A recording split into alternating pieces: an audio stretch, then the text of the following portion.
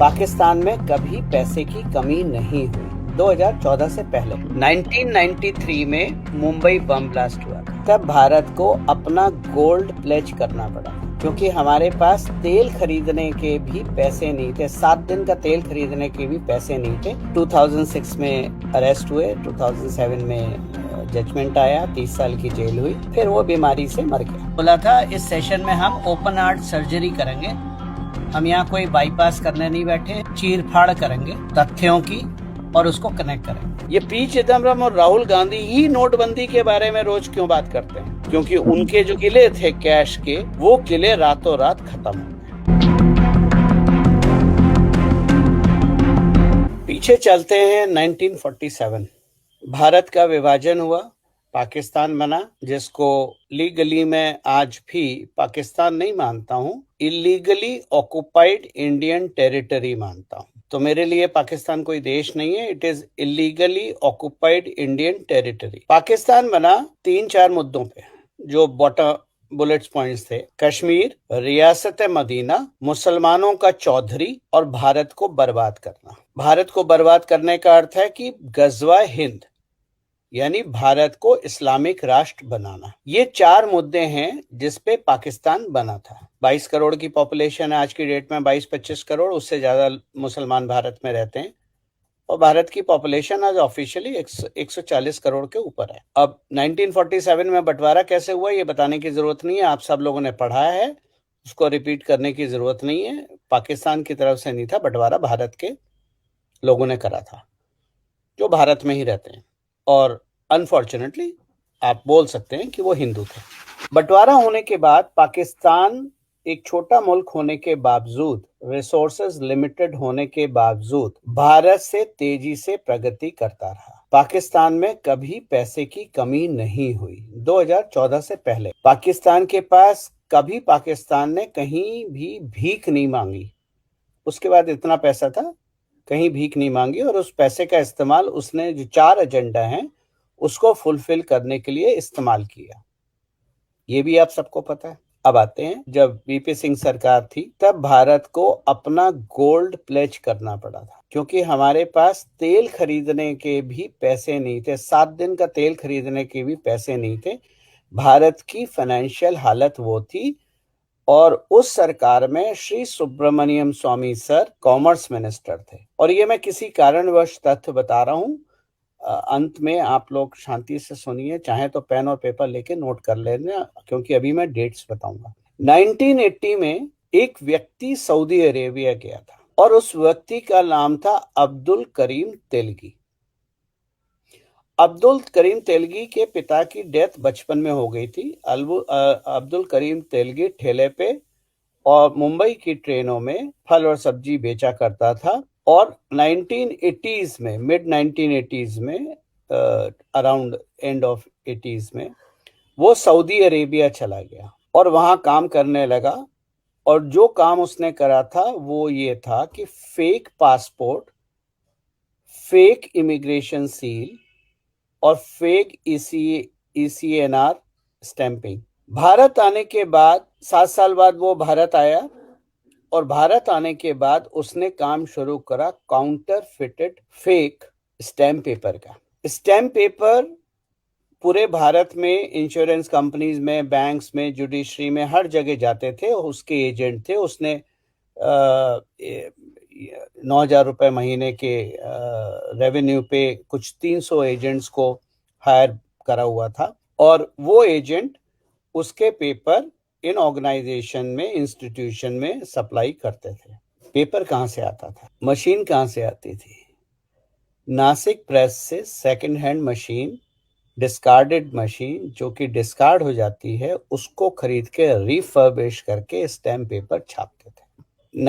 2006 में अरेस्ट हुए, 2007 में जजमेंट आया, 30 साल की जेल हुई, और फिर वो बीमारी से मर गया। खुद इन्वेस्टिगेट कीजिए कि जब ये स्कैम ब्रेकआउट हुआ था, महाराष्ट्र का चीफ मिनिस्टर कौन था और सरकार किसकी थी? चलिए सरकार बता देते हैं, वो तो सभी को पता है। हमारे कांग्रेस की सरकार थी। 1993 में मुंबई बम ब्लास्ट हुआ था। मुंबई बम ब्लास्ट किसने करा था? मुंबई बम ब्लास्ट दाऊद के लोगों ने करा था, ये भी आप सबको पता है। 1992 में एक और व्यक्ति अरेस्ट हुआ था जिसका नाम था हर्षद मेहता। हर्षद मेहता बहुत बड़े स्टॉक ब्रोकर थे। मैं हर्षद मेहता की डिटेल में नहीं जा रहा कि वो सही करते थे गलत करते थे, वो इन्वेस्टिगेशन सब्जेक्ट है। और चूंकि वो ऐसा वक्त था जब हम कॉलेज वगैरह में थे और यंग थे, इतना इंटरेस्ट नहीं था इंटेलिजेंस गैदरिंग में, तो और इससे जुड़े हुए भी नहीं थे, तो तब हमने इसको नहीं करा। लेकिन अभी पुराना हो गया, ज्यादा इन्वेस्टिगेशन रेफरेंस पॉइंट के लिए यूज कर रहा हूं। हर्षद मेहता इसलिए अरेस्ट हुए थे क्योंकि उन्होंने किसी की टांग पे पैर रख दिया था। वो कौन था जिसकी टांग पे पैर रखा था, वो आप इन्वेस्टिगेट कीजिए, ठीक है। जैसे जैसे समय बदला, तो तेलगी का मैंने आपको बताया। उसके बाद 1996 में अटल जी की सरकार आई, जो 13 दिन की सरकार थी। उसके बाद 1998 से 1999 तक अटल जी की सरकार रही, लगभग 1 साल की। और अटल जी की सरकार में 3 बहुत बड़े काम हुए थे, मतलब इवेंट हुए थे। पहला इवेंट था न्यूक्लियर टेस्ट, 1 साल के पीरियड की बता रहा हूं। न्यूक्लियर टेस्ट, कारगिल वॉर और IC-814 का हाईजैक। ठीक। न्यूक्लियर टेस्ट से किसको सबसे ज्यादा खतरा है? पाकिस्तान। पाकिस्तान। कारगिल वॉर किसने करी? पाकिस्तान। IC-814 किसने हाईजैक करा? पाकिस्तान। IC-814 अगर आप गूगल पे सर्च करेंगे, थोड़ा एक्सटेंसिव सर्च करेंगे, तो आपको पता चलेगा कि नॉर्थ ईस्ट की एक सरकार जो कि कांग्रेस की सरकार थी, वो उसके पास हाईजैक की इंफॉर्मेशन इंटेलिजेंस थी, लेकिन वो इंटेलिजेंस अटल जी की सरकार को केंद्र में पास नहीं करी गई।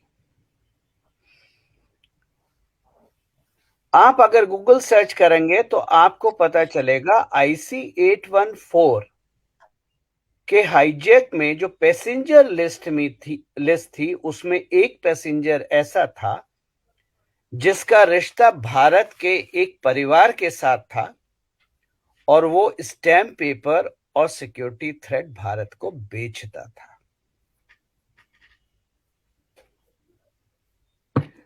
IC-814 जब हाईजैक हुआ,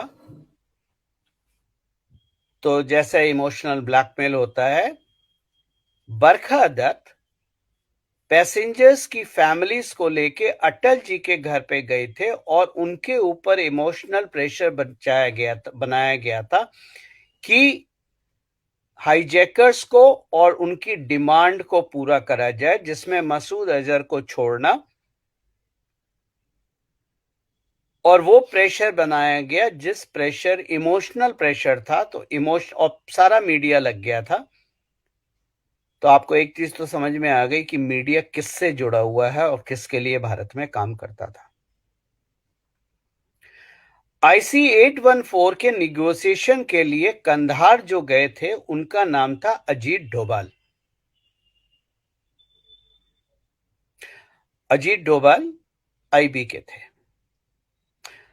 उस पीरियड में IB के जो जॉइंट डायरेक्टर थे, उनका नाम पता है क्या था? AS दौलत, जो शशि थरूर की गर्लफ्रेंड के साथ फोटो आपने देखी ही है, और जो ISI के चीफ के साथ मिलके किताब लिखते हैं। मतलब दुनिया में यह पहली बार हुआ है कि 2 कट्टर विरोधी देश के 2 इंटेलिजेंस चीफ मिलके, मतलब क्या हो रहा है यार, ये था क्या? सीरियसली। अब अटल जी के दूसरा पहलू देखते हैं। 1990, अब 13 जो सरकार बनी थी वो गिर गई। उसके बाद 1999 से 2004 के बीच में अटल जी की सरकार आई। 2001 में क्या हुआ? Parliament attack. यस। किसने करा? पाकिस्तान। 2002 में गुजरात के दंगे हुए। गुजरात के दंगे कैसे हुए थे? गोधरा में ट्रेन में आग राम लगा। भक्तों को जिंदा जलाया गया था। ठीक, यस। राम भक्तों को जिंदा जलाया गया था। 2002 के गोधरा की बात कांग्रेस कभी करती है? आपको अटल जी का समझ में आ गया। अब एक चीज जो नई है यहां पर वो ये है, अब मुझे इसके तथ्यों की जानकारी मेरे पास नहीं है क्योंकि वो मैं नहीं निकाल पाया और टाइम पीरियड मेरे पास एग्जैक्ट नहीं है। लेकिन अटल जी ने एक कंपनी के साथ जो भारत को नोट छापने का कागज और सिक्योरिटी थ्रेट देती थी उसको बैन करा था। और उसके बाद आपका पार्लियामेंट अटैक और गुजरात हुआ। शायद उससे पहले IC-814 का हाईजैक भी था। कंफर्म नहीं है मेरे पास, मैं फिर बोल रहा हूं ये तथ्य कंफर्म नहीं है मेरे पास। लेकिन जो हमारे डिस्कशन में बात आती है उसमें बात है, इसका तथ्य मैं नहीं निकाल पाया, वो जब निकालूंगा तब आपको बताऊंगा। तो एक चीज आपको समझ में आ गई कि 1947 में पार्टीशन के बाद जो एक मुख्य एजेंडा था पाकिस्तान का था वो था भारत को बर्बाद करना। आप में से शायद कुछ लोगों ने सुना हो, एक ISI का स्टेटमेंट आया था, काफी पहले की बात है, मतलब 2000 अटल जी के ही टाइम की बात है शायद, या उसके बाद की, कि हम भारत की अर्थव्यवस्था को बर्बाद करेंगे। भारत की अर्थव्यवस्था कैसे बर्बाद होगी? भारत की इकोनॉमी को बर्बाद करके। भारत की इकोनॉमी कैसे बर्बाद होगी? जब आप काउंटर फिटेड नोट छापेंगे। तेलगी स्कैम मैंने यहां पर इसलिए बताया क्योंकि तेलगी स्कैम से लगभग $2 बिलियन के गड़बड़ी हुई थी। $2 बिलियन की गड़बड़ी इतनी नहीं थी कि भारत की अर्थव्यवस्था को बर्बाद किया जा सके। मैंने आपको अभी बताया तेलगी कहां से आया था? सऊदी अरेबिया से, 7 साल। क्या तेलगी की ट्रेनिंग हुई थी सऊदी अरेबिया में? ये पॉइंट ऑफ इन्वेस्टिगेशन है। ठीक है, इस पे किसी शायद एजेंसीज ने ध्यान ना दिया हो, लेकिन ये पॉइंट ऑफ इन्वेस्टिगेशन है। क्या तेलगी का ट्रेनिंग हुई थी काउंटर फिटेड स्टैम्प पेपर में? अब आगे आते हैं। तो आपको तेलगी समझ में आ गया, आपको AS दौलत समझ में आ गए, और यही AS दौलत हैं जिनको कुछ YouTube चैनलों ने अपने चैनल पे बुला के डोवाल साहब की खूब मजाक बनाई थी और उनको इनकॉम्पिटेंट डिक्लेयर कर दिया गया। चैनल कौन है आप सब जानते हैं, उसके लिए मुझे नाम लेने की अपनी जबान गंदी करने की जरूरत नहीं है।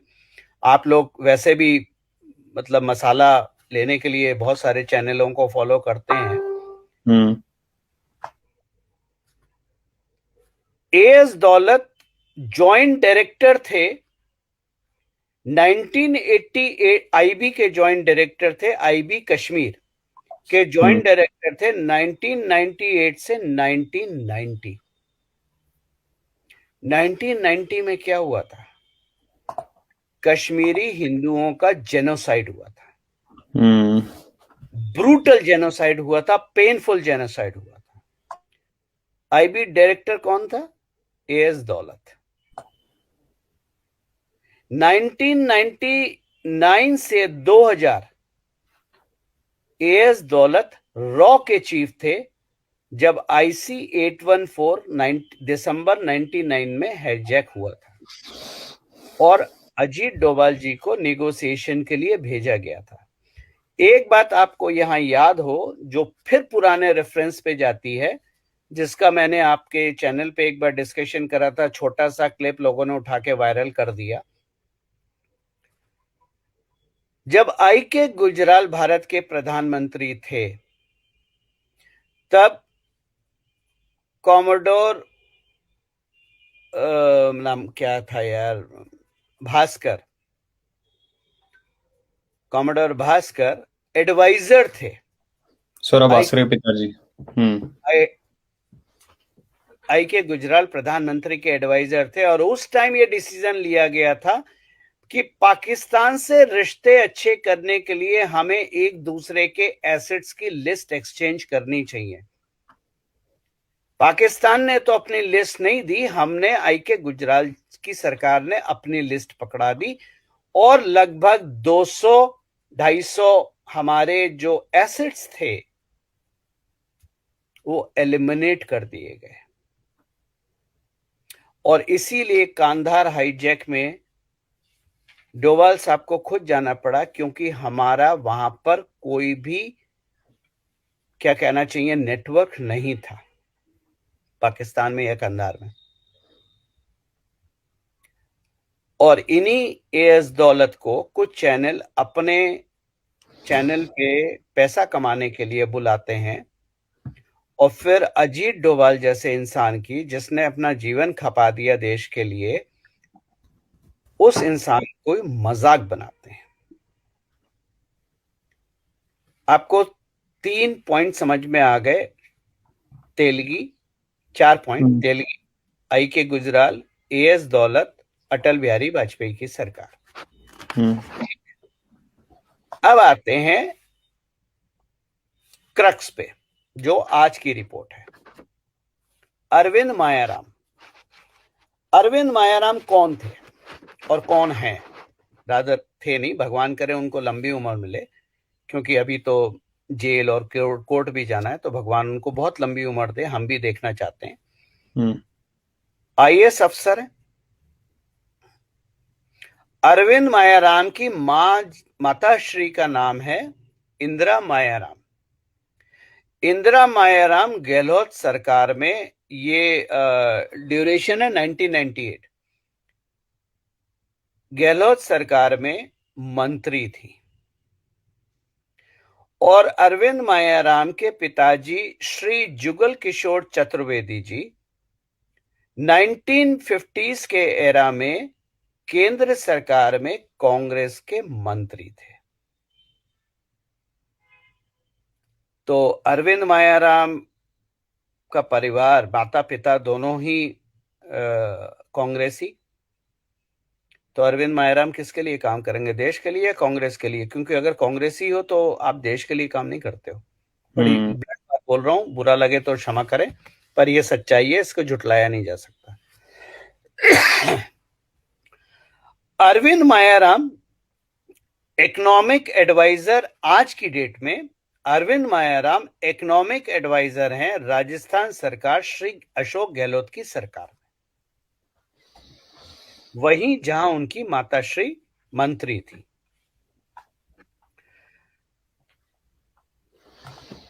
अब अटल जी, जैसे मैंने कहा, मेरे पास तथ्य नहीं है, मेरे पास रेफरेंस पॉइंट नहीं है। कभी मिलेगा तो मैं अपने टेलीग्राम चैनल पर डाल दूंगा जब मेरी मीटिंग वगैरह होंगी, और ये रेफरेंस पॉइंट मेरे प्रायोरिटी पे है।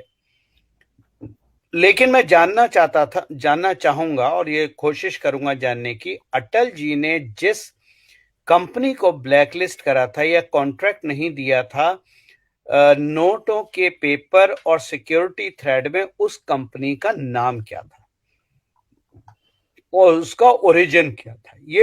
ये बहुत इंपॉर्टेंट पॉइंट है जिसका इन्वेस्टिगेशन जरूरी है, और करा भी था या नहीं करा था वो भी देखने की बात है।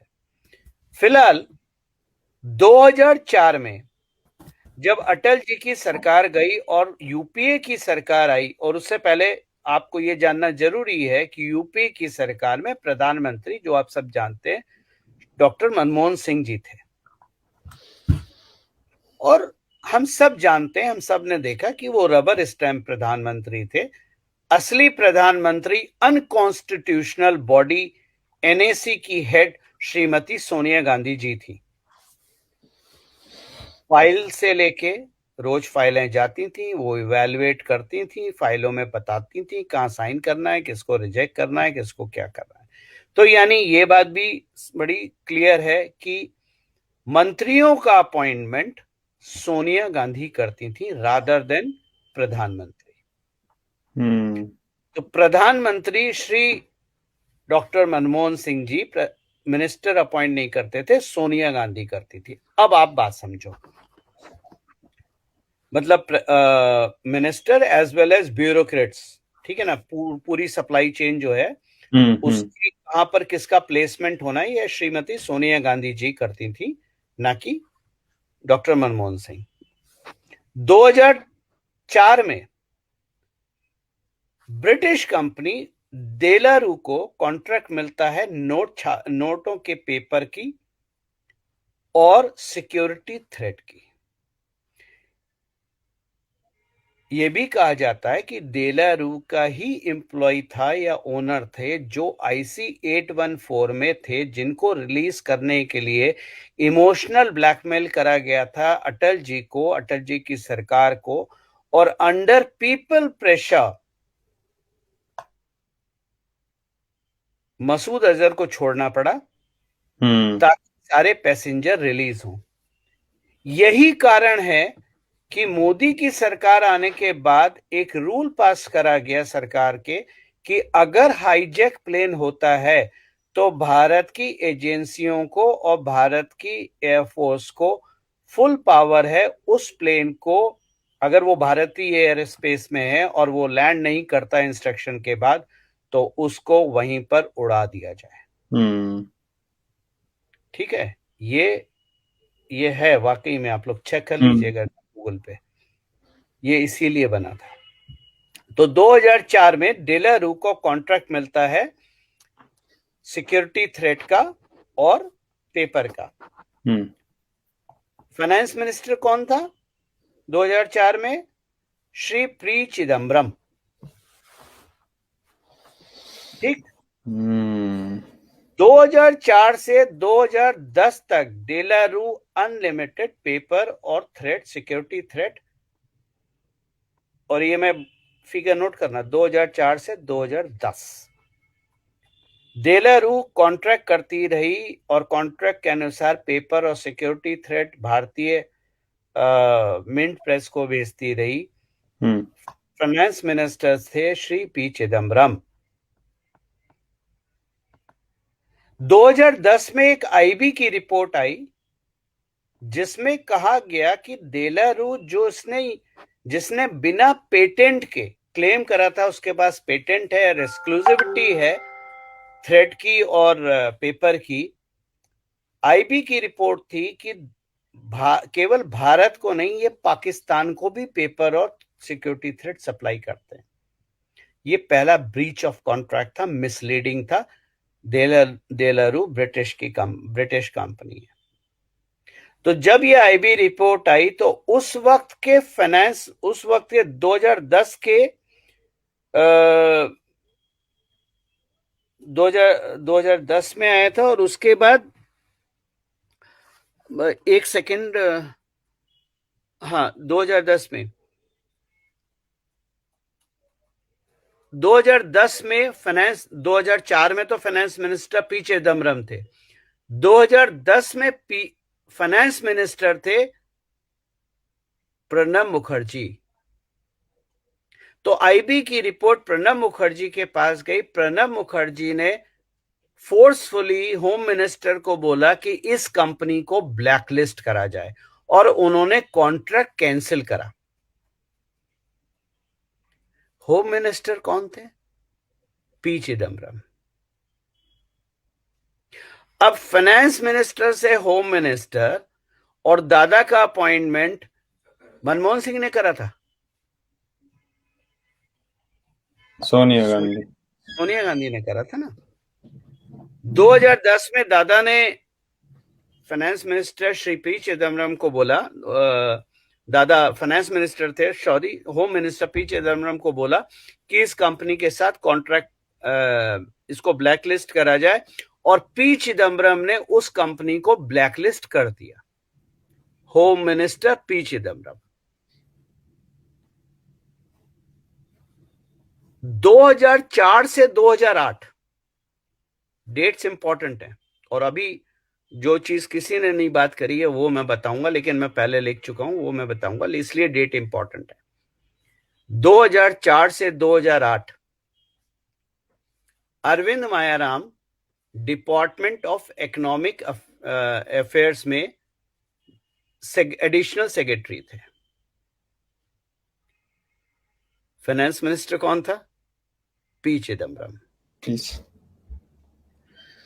2008 के बाद फाइनेंस मिनिस्टर कौन बना? दादा प्रणब मुखर्जी। और एचएमओ कौन बना? Home minister P Chidambaram. सब जानते हैं कि प्रणब दा का और सोनिया गांधी का 36 का आंकड़ा था। 2012 में दादा प्रेसिडेंट बन गए। अब यहां पर भी कहानी है, अगर आप इतिहास पलट के देखें, दादा को प्रेसिडेंट बनाने के लिए सबसे ज्यादा वोट और सपोर्ट किसकी थी? भाजपा की, कांग्रेस की नहीं थी। यही कारण था कि दादा को प्रेसिडेंट बनाने के लिए श्रीमती सोनिया गांधी और कांग्रेस कभी तैयार नहीं थे, क्योंकि दादा ने टांग अड़ा दी थी। तो दादा 2012 में प्रेसिडेंट बन गए, ठीक है। इसीलिए मैंने हमेशा बोला है कि Pranab Mukherjee the India's best prime minister who never became prime minister, one of India's finest prime minister who was never a prime minister, ठीक है। क्योंकि दादा भले ही कांग्रेस में हो, लेकिन दादा की सोच, दादा के सनातन वैल्यू और दादा का राष्ट्र के लिए काम अभूतपूर्व रहा है। इसीलिए दादा को भारत रत्न मोदी सरकार ने दिया था। अब 2008 में जब दादा एफएम बने, तो आपको पता है अरविंद मायाराम कहां गए? अरविंद मायाराम को रूरल मिनिस्ट्री में भेज दिया गया था। 2012 में जब दादा प्रेसिडेंट बन गए और फाइनेंस मिनिस्टर की पोस्ट खाली हो गई, तो श्री पी चिदम्बरम फिर से फाइनेंस मिनिस्टर बन गए, और फाइनेंस मिनिस्टर बनते ही अरविंद मायाराम वापस फाइनेंस मिनिस्ट्री में आ गए, और 2010 में जिस दादा के कहने पे पी चिदम्बरम ने डेलारू को ब्लैकलिस्ट करा था, उसी डेलारू को फाइनेंस मिनिस्टर बनते ही 2012 में पी चिदम्बरम ने ब्लैकलिस्ट से निकाल दिया और फिर से कॉन्ट्रैक्ट दिया, जिस कॉन्ट्रैक्ट की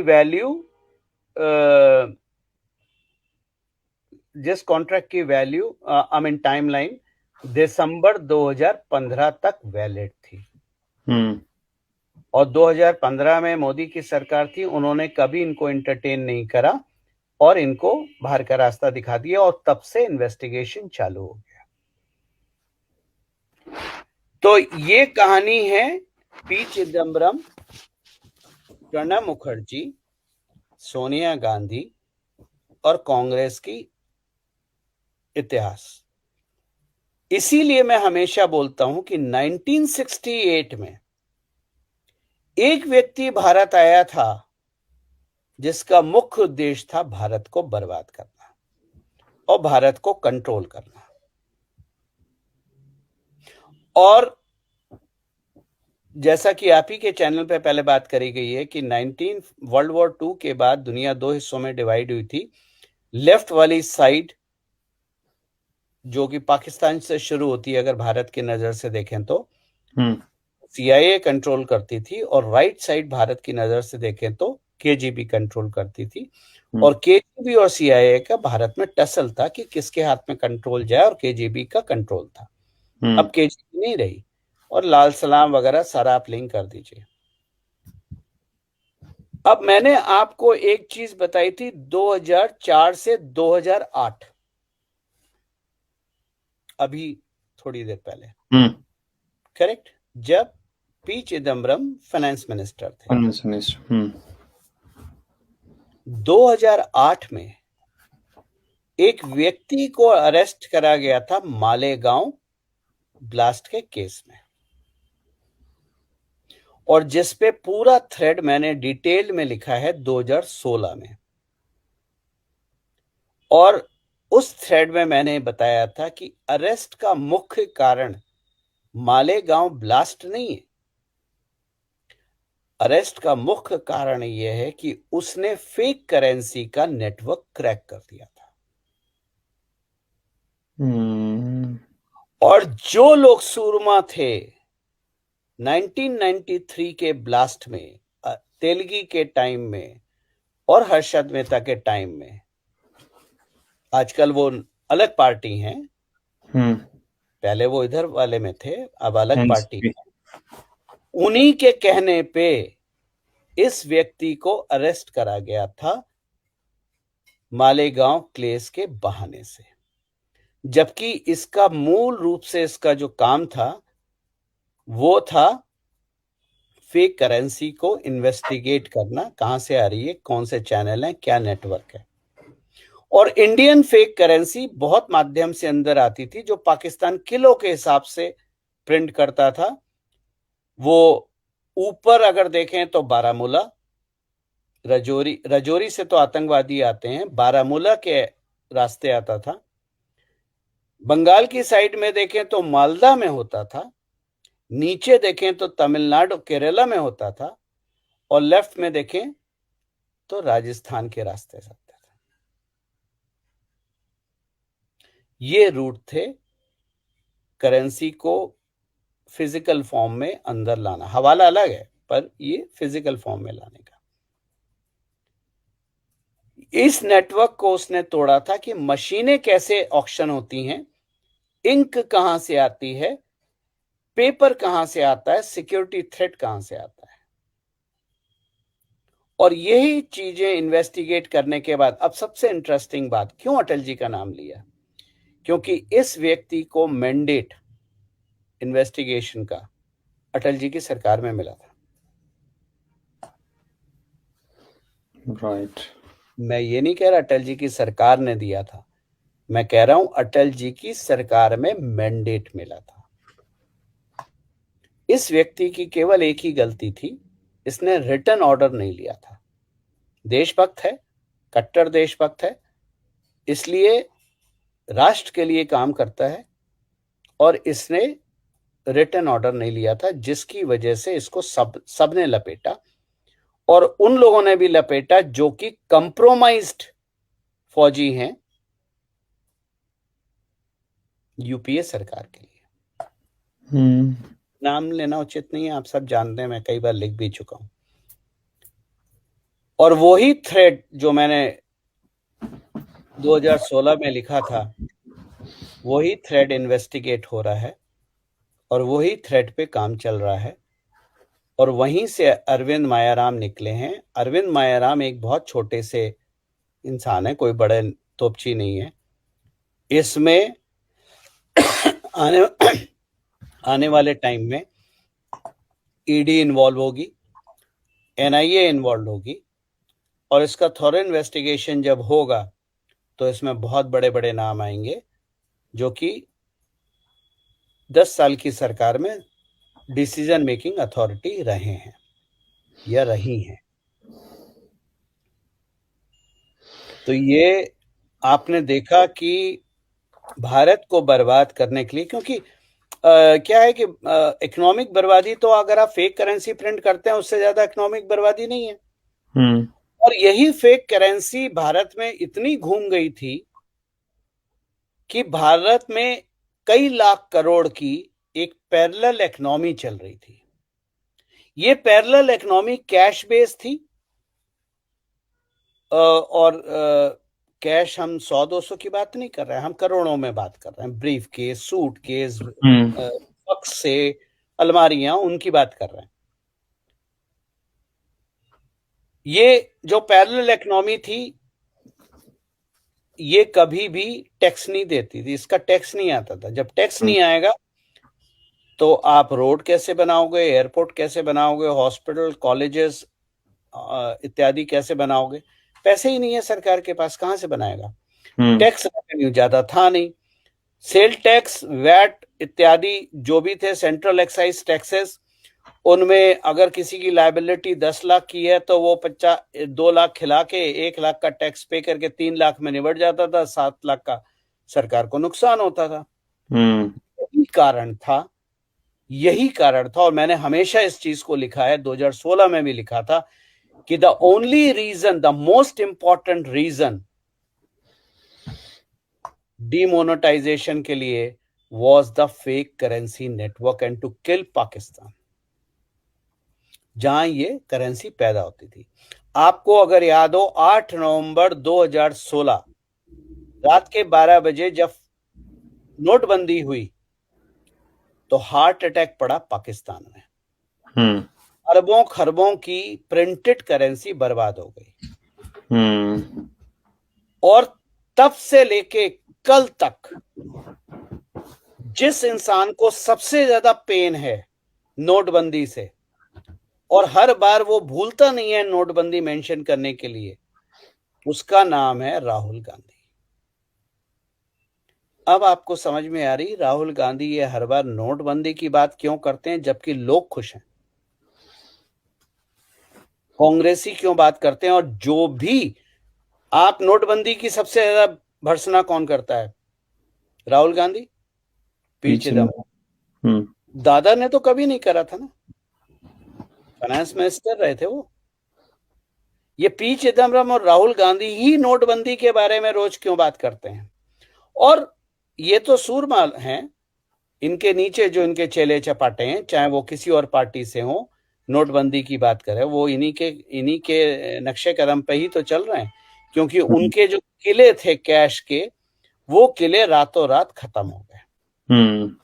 अब एक दूसरा तथ्य आप सबके सामने है, जैसे जैसे कांग्रेस खत्म हो रही है नोटबंदी के बाद, वैसे वैसे पाकिस्तान भिखारी हो रहा है। अगर अब भी आपको शक है तो सच मानिए, महादेव भी आपको नहीं समझा सकता। अगर मेरी सरल भाषा में आपको समझ में नहीं आई है तो महादेव भी आपको नहीं समझा सकते। ये है factual. Congress is directly proportional to Pakistan. आपको याद होगा वाजपेयी जी लाहौर गए थे अपने सेकंड टर्म में, 13 दिन की सरकार के बाद। उसके बाद कारगिल हुआ था, ये तो आप सबको पता है। 2014 में मोदी जी प्रधानमंत्री बनने के बाद 2015 ओथ सेरेमनी में नवाज शरीफ को बुलाया था, और 2015 में पाकिस्तान गए थे। हमारी इंटेंशन सही थी,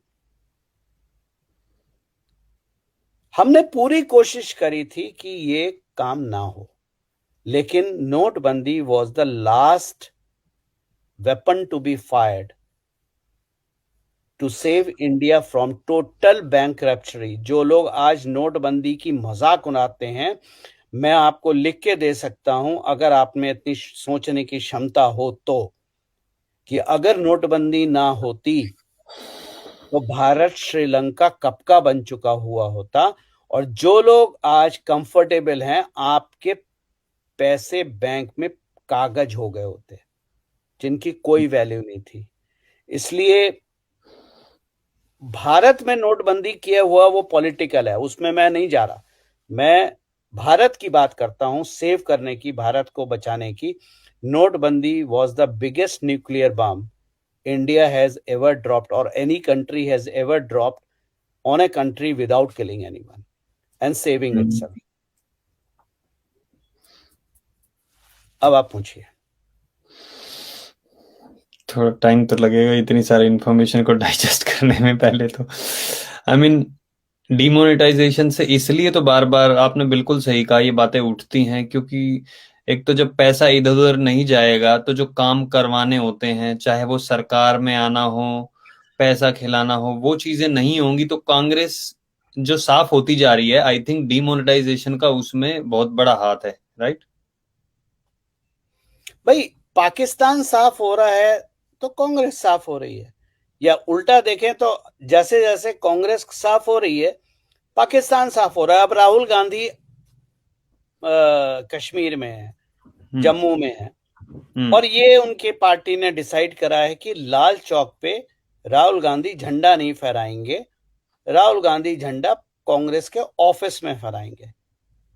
राहुल गांधी ने जब बोला था हम लाल चौक पे झंडा फहराएंगे, तो अब परमिशन ली गई थी एडमिनिस्ट्रेशन से, लोकल एडमिनिस्ट्रेशन से। लोकल एडमिनिस्ट्रेशन ने परमिशन दे दी थी, सिक्योरिटी अरेंजमेंट कर दिए थे, लेकिन राहुल गांधी ने रास्ता बदल लिया। क्यों बदला? आकाओं को नाराज नहीं कर सकते ना। राहुल गांधी से अच्छा तो मैं हूं। कम से कम मेरी पूरी क्लास ने लाल चौक पे खड़े होके जनगण मन गाया फुल वॉल्यूम में, और हमने किसी सिक्योरिटी से नहीं करा। हमें कोई सिक्योर करने के लिए नहीं था, हमारे पास एक हवलदार भी नहीं था, एक हवलदार नहीं था। सीआरपीएफ, बीएसएफ, आर्मी की बात भूल जाइए, एक जेके पुलिस का हवलदार भी नहीं था, और हमने पूरा राष्ट्रगान गाया। केवल गाया ही नहीं, वहां बैठ के चाय भी पी और वापस भी आए। और ये रिपीटेड बार कर चुके हैं हम। राइट।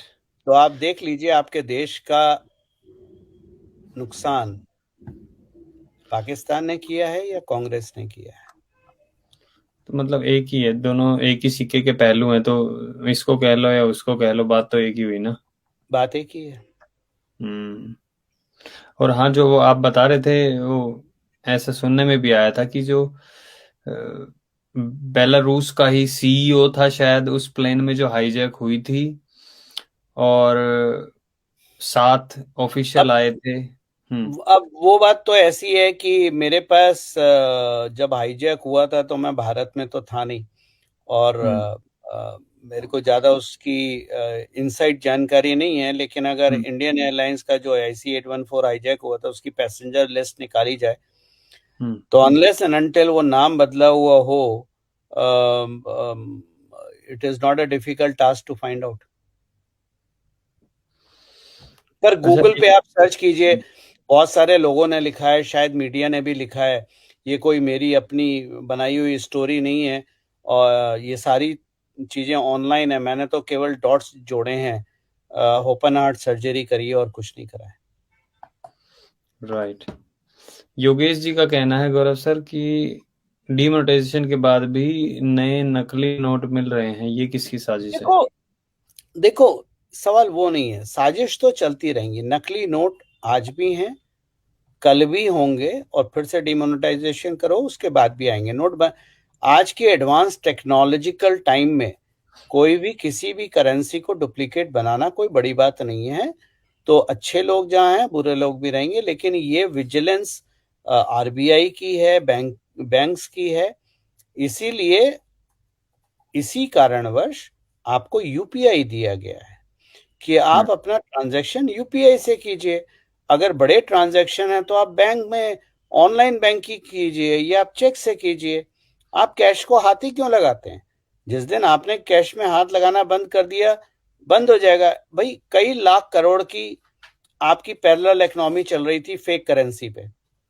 आज कई लाख करोड़ तो नहीं है ना, हो सकता है 50,000 करोड़ हो सकता है 18,000 करोड़ हो, लेकिन कई लाख करोड़ तो नहीं है, और ये कोई डेंट नहीं मारेगा भारत की इकोनॉमी में। तो ये करेंसियां छपती रहेंगी, ऐसे होते रहेंगे। अगर आप कैश में डील करते हैं तो आप मतलब बलि का बकरा तो कभी ना कभी बनेंगे ही। मैंने 3 साल से कैश नहीं देखा यार। कोरोना से पहले थोड़ा बहुत बटुए में कैश होता था, अब बटुआ ही नहीं होता है। ड्राइवर लाइसेंस फोन पे, आधार कार्ड फोन पे, पैसे फोन पे, बैंक हम्म फोन पे।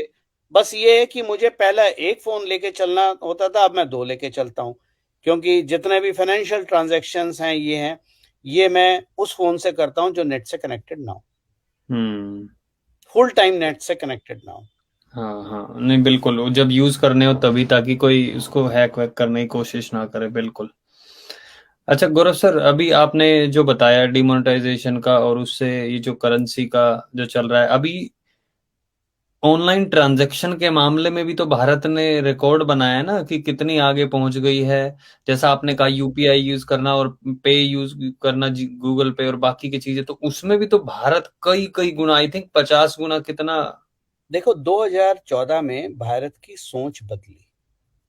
2014 से पहले भारत सोचता था हम एक गरीब राष्ट्र हैं, हम्म हम कटोरा लेके कहीं भी चले जाएंगे, ठीक है, चाहे आईएमएफ हो, चाहे वर्ल्ड बैंक हो, चाहे अमेरिकन प्रेसिडेंट के दरवाजे हो, हम हर जगह हाथ जोड़ के खड़े रहते थे हम्म और हम कहते थे हम कुछ नहीं कर सकते। 2014 के बाद एक ऐसी ऊर्जा का आह्वान हुआ भारत में, जो अब हम बोलते हैं लॉन्गेस्ट ट्रेन हमारी, हम्म हाईएस्ट ट्रेन हमारी, हाईएस्ट ब्रिज हम बनाएंगे, लॉन्गेस्ट चैनल हम बनाएंगे, मैसिव डिजिटल हम करेंगे, हम्म अपना ओएस हम बनाएंगे। तो सोच बदल गई। और भारत, एक बात का विश्वास करिए, 140 करोड़ का देश है। हम अगर छोटे से भी कदम, एक एक कदम भी भारत के लोगों ने बढ़ाए ना, तो 140 करोड़ कदम तो एक साथ बढ़ गए। दुनिया नप हम जाएगी। वो हम जो भी करेंगे वो लार्जेस्ट, बिगेस्ट, हेवीएस्ट होगा इन द वर्ल्ड। बिल्कुल। अच्छा गौरव सर, यहाँ पे हिमांशु जी का क्वेश्चन है। DGP sir, how are you, can you please enlighten us on how Malda police station torturing event of Jan 2016 connected to demonetisation. भाई, मैंने अभी आपको बताया ना, मालदा वाज अ हब। हाँ। पैसा बांग्लादेश के माध्यम से, जो पोरस बॉर्डर है वहां से मालदा आता था, और मालदा में भी प्रिंटिंग थी। तो अगर आप मालदा में कोई एक्शन करेंगे तो पुलिस स्टेशन ही तो जलाएंगे, और क्या करेंगे? हम्म तो it is very much connected. Right. अच्छा नीलेश भाई, जी का कोई क्वेश्चन है भी, पर। आप मालदा कहाँ है? बंगाल में है ना। हम्म रोज वैली कहाँ हुआ? रोज वैली स्कैम कहाँ हुआ? पॉन्जी हम्म स्कैम कहाँ हुआ? सब बंगाल के स्कैम है ना। हम्म और बंगाल की स्टोरी मैं आप ही के चैनल में बहुत डिटेल में बता चुका हूं, कि बंगाल में सीपीआई से टीएमसी सरकार में जो ट्रांसफर ऑफ हम्म पावर हुआ, तो सीपीआई का पूरा कैडर टीएमसी ने खरीद लिया। क्या काम है हम्म, इनका? सही बात है। ओके। नीलेश जी का क्वेश्चन है, Gaurav sir kindly give some information about Chitra Ramkrishna ji, CEO of NSC, and also so called Himalayan baba Anand Subramanian Sandeep bhai, is this connected matter, ask. Okay. समय पे बताऊंगा, अभी ज्यादा इस पे इंफॉर्मेशन ना मेरे पास है, ना मैं स्पेकुलेट करना चाहता हूं। और कुछ चीजें हर वक्त, हर चीजें पब्लिक में बताना भी उचित नहीं होता जब वो क्रिटिकल स्टेज में होती हैं। क्योंकि अच्छा। आपको पता है, पी चिदम्बरम जब फाइनेंस मिनिस्टर थे, तो पी चिदम्बरम ने स्टॉक मार्केट को पी नोट्स के माध्यम से फुल्ली मैनिपुलेट करा था। याद है? पी नोट गूगल में सर्च करके देख लीजिए, कोई नई हम्म कहानी नहीं है। पी नोट से मैनिपुलेट करा था स्टॉक मार्केट को। कौन कौन साथ था? रिसर्च कर लीजिए, आपको सब मिल जाएगा। ई रूपी के बारे में कुछ योगेश जी का कहना है, ई रूपी के बारे में कुछ बताएंगे? बड़ी अच्छी चीज है ई रूपी। ई रूपी का सबसे बड़ा फायदा यह है कि गांधी जी की शक्ल नहीं दिखेगी अब। ये सही बात है। आशीष जी का क्वेश्चन है, last time asked question why Indian companies not make own computer and mobile OS and happy now government is taking it's on hands and started working on it. तो कुछ इस पे अच्छे से काम चल रहा है गौरव सर? क्या पता नहीं तो डिटेल इसके बारे में अच्छे से। देखो, 2014 से पहले कई बार इस चीज को बता चुका हूं, बार बार आप लोग वही पूछते हैं। हमारी मैन्युफैक्चरिंग नहीं थी। नहीं दो फोन मैन्युफैक्चर थे भारत में, जिनकी क्वालिटी भी अब वर्ल्ड क्लास नहीं थी। आज 22-24 मैन्युफैक्चर हैं। आईफोन भी है, सैमसंग भी है, और बहुत सारे मोबाइल फोन मैन्युफैक्चरर हैं जो भारत में आ गए। अभी हम कंपोनेंट लेवल पे भारत में नहीं पहुंच पाए हैं। अभी हम डिवाइस लेवल पे तो भारत में आ गए हैं, कंपोनेंट लेवल मैन्युफैक्चरिंग अभी हमारी नहीं है। और वो तब तक नहीं होगी जब तक चिप मैन्युफैक्चरिंग भारत की पकड़ ना ले ले, जो कि अगले 3-4 साल में हो जाएगी। उसके बाद हम बात करेंगे डिवाइस का पूरा मैन्युफैक्चरिंग कंपोनेंट लेवल पे भारत में होना। और आप विश्वास रखिए, उस तरफ काम चल रहा है और बहुत अच्छी तरह से चल रहा है। ओके। यहाँ पे ऑल माइटी जी का कहना है स्टॉक मार्केट में ब्लैक मनी भी इन्वेस्ट किया था यूपीए ने, ये इन्होंने सब कमेंट किया है। I don't know P note question. क्या है यार? पी नोट ब्लैक मनी तो है। हम्म हेमंत जी का पूछना है, सर जी चंदा कोचर आईसीआईसीआई घोटाला भी कनेक्टेड है क्या कांग्रेस टाइम से ही? नहीं, कांग्रेस टाइम से तो है ही। दूत को जो लोन मिला था, जिसकी वजह से चंदा कोचर और उनके हस्बैंड जेल में हैं। वीडियोकॉन के जो मालिक थे दूत, उनको जो लोन दिया था कुछ 1,000-1,200 करोड़ का, किसके कहने पे दिया था?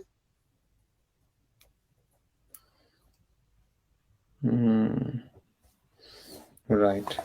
फाइनेंशियल क्राइम टोटली कनेक्टेड है भारत में, हर चीज कनेक्टेड है। और ये आज की बात नहीं, पिछले 10 साल में इतने घपले हुए हैं, इतने घपले हुए हैं कि बहुत से घपले तो कोर्ट तक पहुंचे हैं। बहुत से नए घपले रोज उजागर हो रहे हैं। करप्शन इस लेवल पे था, स्कैम्स इस लेवल पे थे कि आप विश्वास भी नहीं करेगा। ये ना मोदी की मजाक बनाना तो बहुत आसान है, लेकिन समझना मुश्किल है कि वो किस लेवल पे काम कर रहे हैं। अब लोगों को क्या लगता है, तलवार लो, काटो पीटो, इसको जेल उसको जेल। हमें जेल नहीं भेजना है किसी को। अरे हम जेल भेज के किसी को शहीद बनाना चाहते हैं क्या? या हम उसका पॉलिटिकल रेफरेंस खत्म करना चाहते हैं? विचार कीजिए आप।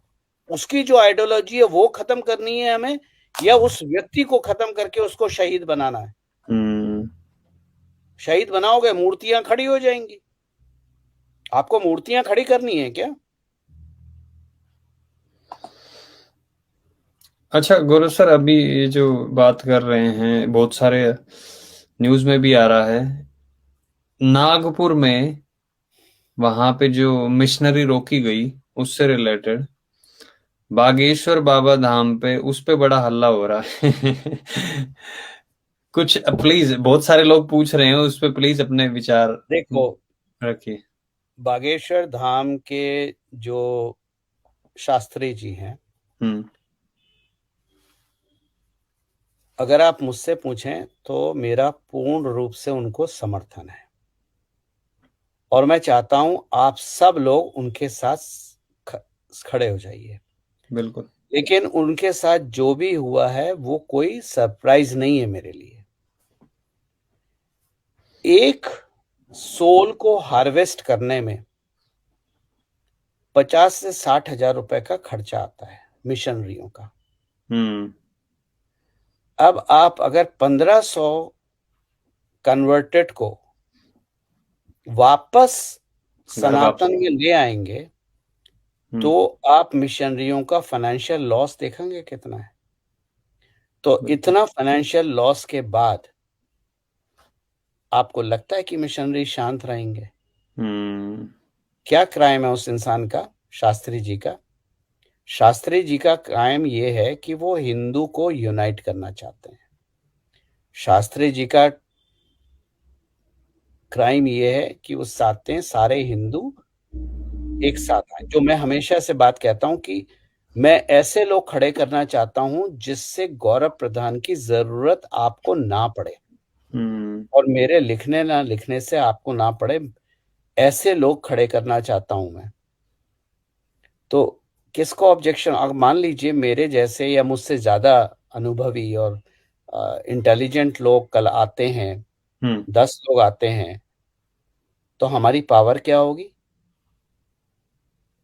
बढ़िया। तो जब ऐसी मेरी सोच होगी, तो आपने तो देखा है ना, मेरे पे हर तरह का अटैक होता है, फाइनेंशियल हो, स्कैम हो, चरित्र हनन हो, फेक फोटोग्राफ हो, वीडियोस हो, हर तरफ का अटैक हुआ है मेरे ऊपर। तो शास्त्री जी पे जो अटैक है वो इतने लोगों को कन्वर्ट करना, और वो ज्यादा जारी रहेगा उनका काम, कन्वर्ट वापस सनातन में लेके आना घर लोगों वापसी। को, घर वापसी। और उनका जो यूनाइट करने का तरीका है, सबको यूनिटी। मैं चमत्कारों वगैरह में ज्यादा जाना नहीं चाहता क्योंकि उसका मुझे ज्ञान नहीं है, मैंने कभी उनको मिला नहीं हूँ, देखा नहीं हूँ, तो उस चीज के बारे में बोलना उचित नहीं है। लेकिन चमत्कारों पे मैं एक ही चीज बोलूंगा कि जो ये स्टेज पे मिशनरी ड्रामा करते हैं, ठीक है, वो ठीक है। और शास्त्री जी अगर कुछ करें तो वो सब्जेक्ट ऑफ डिस्कशन। क्यों क्यों भाई?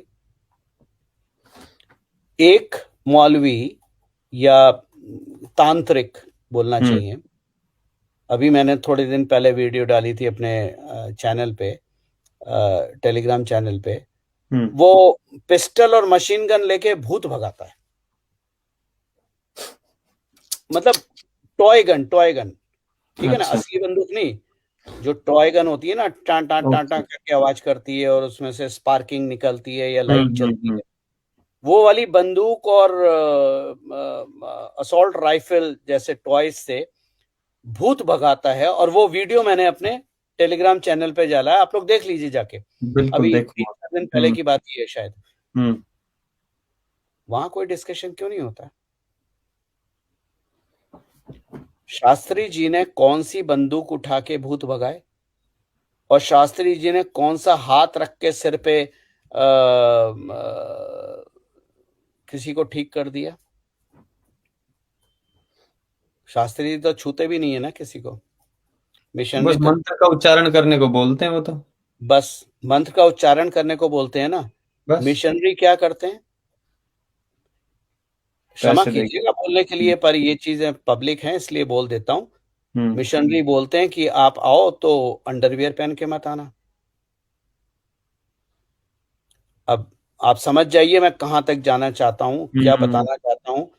मिशनरी लोगों ने तो यही बोला है ना, अगर आप अफ्रीका में देखिए और थोड़ा बहुत भारत में भी देखिए, तो वो बोलते हैं कि अंडरगारमेंट्स, महिलाओं को बोलते हैं अंडरगारमेंट्स पहन के मत आओ।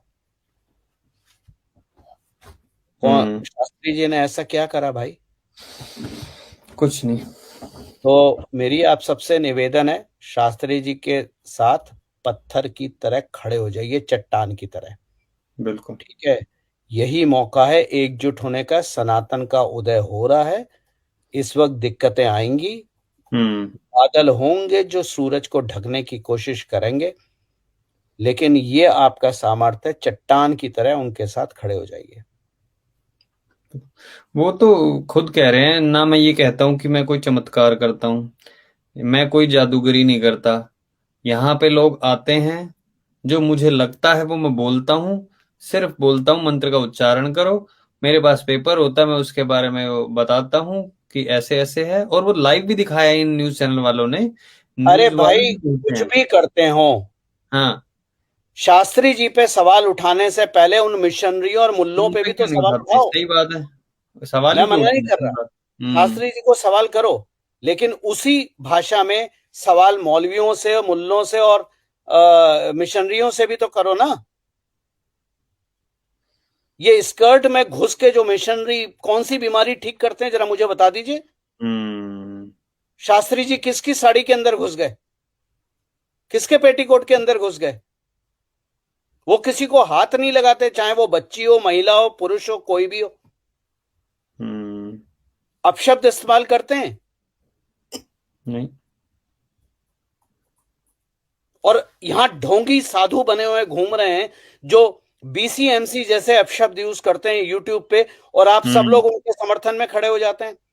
बिल्कुल। अगर कोई सनातनी है तो वो फाउल, सनातनी साधु या संत है तो वो फाउल लैंग्वेज का यूज कभी नहीं करेगा। बिल्कुल। ये फंडामेंटल याद रखिए।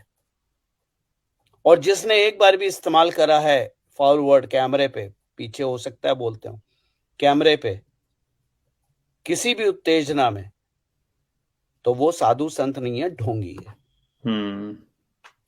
शास्त्री जी ने कौन सा इस्तेमाल कर दिया? कभी नहीं। हनुमान भक्त है ना। बिल्कुल। क्या हनुमान भक्त होना पाप है क्या? यही लोग हैं जो शास्त्री जी पे उंगली उठा रहे हैं कि जब वो हनुमान जी का, आपको पता है, चेहरा गाड़ियों पे लगाने का चलन शुरू हुआ था,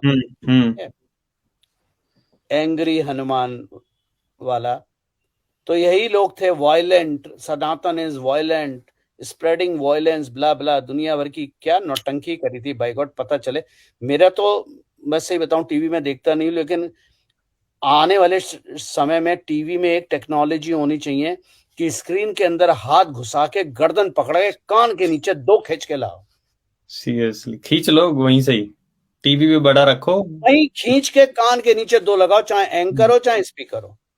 सीरियसली। और मैं सही बता रहा हूं, बहुत सारे लोग पिटेंगे उसमें।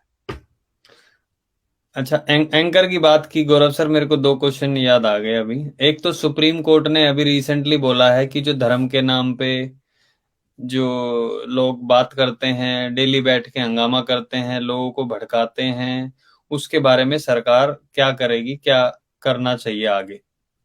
तो इसके बारे में आप क्या सोचते हैं, प्लीज अपना आप बताइए।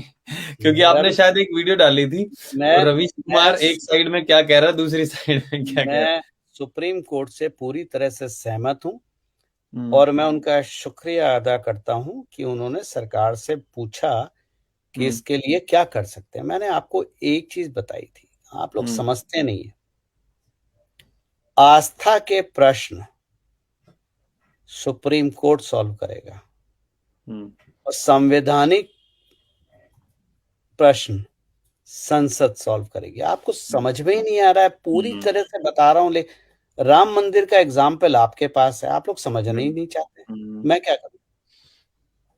अब मैं एक एक के घर जाके तो नहीं समझा सकता ना, या एक एक कमेंट के नीचे तो आंसर नहीं दे सकता। आपको फंडामेंटल मूल भाव समझा दिया, आप उससे जज की, तो सुप्रीम कोर्ट ने गलत क्या किया? कौन भड़काता है सबसे ज्यादा? धर्म के नाम पे, रिलीजन के नाम पे कौन भड़काता है सबसे ज्यादा? भड़काते हैं मिस रिप्रेजेंटेशन ऑफ धर्म कौन करता है सबसे ज्यादा? तो अब बोलने की जरूरत नहीं है, आगे आगे देखिए, मजा लीजिए। क्या कहना चाहिए, 140 करोड़ का देश आपको लगता है कि सुपर कार की तरह भागेगा? ऐसा नहीं है। 140 करोड़ का देश बैलगाड़ी की तरह चलेगा धीरे धीरे, जिसमें एक पहिया जुडिशरी का है, एक पहिया सरकार का है। ना सरकार जुडिशरी से अलग है, ना जुडिशरी सरकार से अलग है।